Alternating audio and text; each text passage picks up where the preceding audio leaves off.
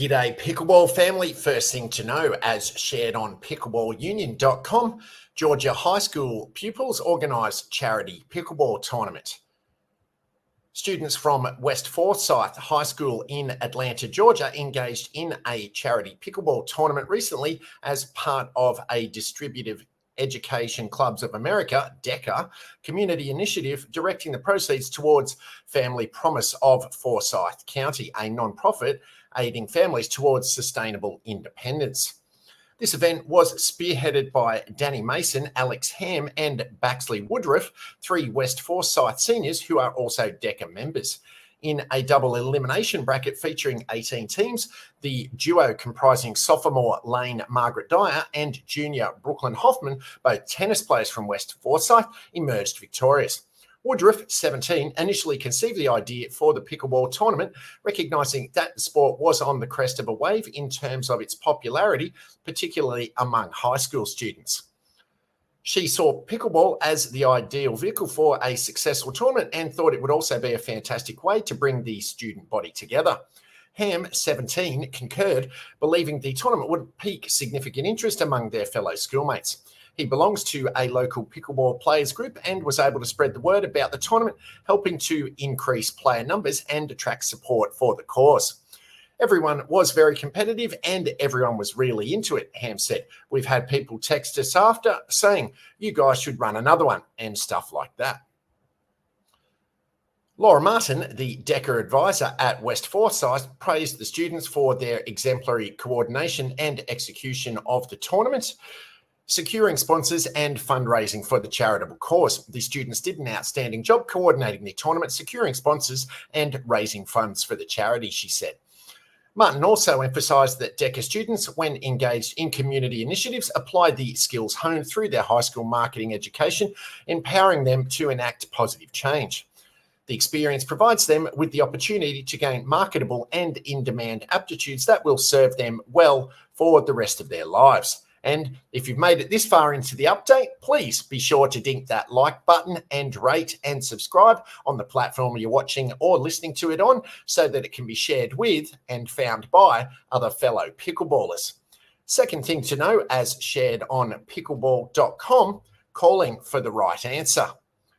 After a recent match on the APP Tour, Megan Fudge walked off the court in defeat and then immediately forfeited her next match, giving up the chance to win gold. She took the bronze instead.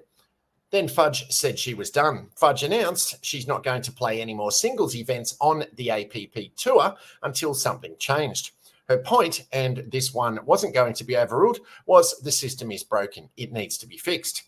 Her Instagram post said, I have notified the official APP Tour that after today's winners bracket final, I will no longer play singles until they implement a rule change about the number of overrules per match. I lost 11-9 in the third against my opponent, and she had 4 overrules that were clearly seen by the referees. 4 again, same as Atlanta tournament where I had already asked for change. A player cannot continue to cheat and hope that referees miss it and have zero consequences. Enough is enough. Time to take action. I'm retiring from singles until I hear about a change. It's time to have harsher consequences, she said. Is it? Is pickleball headed in the direction of penalising players for wrong calls, taking away points, games, or even matches? Maybe. And maybe Fudge is right. Every pro tour, including the PPA Tour and Major League Pickleball, MLP, leave making line calls up to the players. However, PPA and MLP have video review systems in place for many of their matches, including all medal matches and matches on their centre courts. The APP Tour does not have video reviews. The way pickleball is set up, from the recreational level to the pros, the calls are left in the hands of players. Refereed matches provide some recourse for question calls, but for the most part, players get the final say, which has become so problematic that Fudge said she won't be back on the singles court on the APP Tour. Cameras, video, whatever, that's not the true issue. The fact is, pickleball is certainly at a crossroads. It's exploding in popularity and prize money for the professionals on a rapid ascension, and the players are the ones in charge of a bulk of the calls. That's a lot of pressure and responsibility. In a perfect world, players wouldn't have to make their own line calls, said PPA Tour pro Tyler Leung. Being realistic and dealing with the economics and logistics, it's not feasible. Leung is right. Tennis, the most comparable sport to pickleball, has a lot more discretionary money to funnel toward cameras, replays, and the like. Same goes for other sports which have made the move somewhat away from being entirely reliant on the human element. Basketball, football, baseball, soccer all have video replay components to their game at the professional level. But more significantly, all have penalties for the players for making the wrong call. And that's Fudge's point. Right now, in the system in place on the APP Tour, there is nothing to keep a player from repeatedly making a bad call. The only consequence, and it's not much of one, is a referee overruling it. I'd like to see consequences for making the wrong line calls, Fudge said. I'm talking about repeated occasions. I'm talking about repeat offenders. I don't want anyone to be singled out. I'm asking for a general rule change where 3 overrules means the loss of a point, 4 overrules is the loss of a game, and 5 is the loss of a match.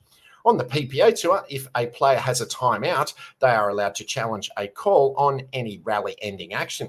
That means if the opponent calls it out, a challenge can be issued.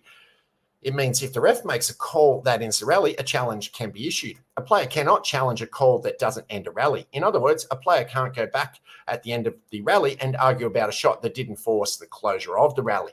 In addition, only the loser of the rally may challenge.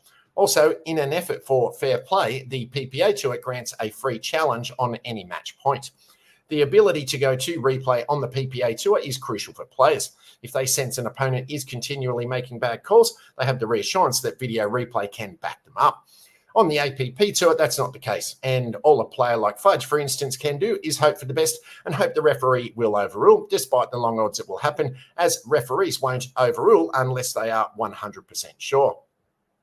Right now, we don't have a video in place on the APP Tour, Fudge said, and there's no limit to making mistakes. Unfortunately, we have to be aware it creates more wishful thinking on the line calls. It's time for harsher consequences. Similar to the APP Tour, the PPA and MLP don't have a procedure in place to penalise players who are overruled on a particular call. Players who feel they have been wronged can always challenge, and if they are correct, they won't lose a timeout, but the offending player can conceivably make calls to force a replay, and a player may not want to risk a timeout over and over again.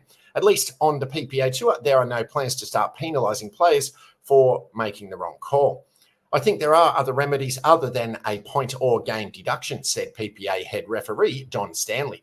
Players are going to continue to make these calls. There's too much mutual respect. They make the best calls to their ability and in good faith. Plus, you get someone you're facing today who might be your partner tomorrow. When you're that close, you're not going to make calls you're not sure about. Fudge is making a simple request. If a player is overruled 3 times, it's the loss of a point. 4 times means it's the loss of the game. 5 times means the loss of a match. College tennis has similar rules. When players are purposely hooking in games, the integrity of the sport starts to lose validity, said PPA pro Lindsay Newman. Losing the current game you're in after multiple overrules would be harsh, but it's fair punishment for flat-out hooking line calls. However, Stanley said there are other options, suggesting players can ask for a new referee or ask for line judges. In lieu of that, when the players are competing, a ball gets called out that should have been called in. What's the feeling? It's really frustrating and upsetting when a ball that I believe was in gets called out, said PPA Tour player Catherine Parento. I do my best to always be fair and honest with all my calls, so it's disappointing when my opponent doesn't do the same. It can change the entire trajectory of the match when that happens, and sometimes it is a critical point in the match. And just so everyone is clear, Fudge isn't blaming anyone. She's been a prolific winner on the APP Tour and has had success on the PPA as well as in Major League Pickleball. She'll continue to keep winning. I want the sport to grow in the best way it can grow, she said. I just want it to be fair for everyone. Paddles up.